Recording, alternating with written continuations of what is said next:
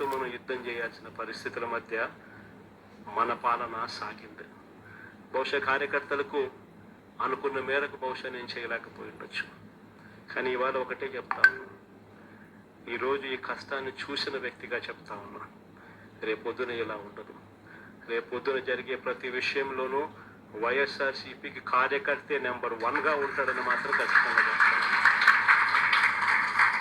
ప్రతి కార్యకర్తకు నేను ఒకటే చెప్తా ఉన్నా, ఎవడెవడైతే మీకు అన్యాయం చేశాడో పర్వాలా, అన్యాయం చేయండి, చేయించుకుంటాం, టైం మీది, కానియండి, కొట్టండి అని చెప్పండి.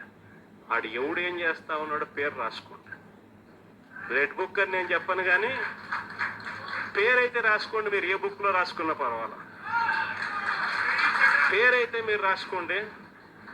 దాని తర్వాత మాత్రం అన్యాయం చేసిన సినిమా మాత్రం మనం చూపిస్తామండి.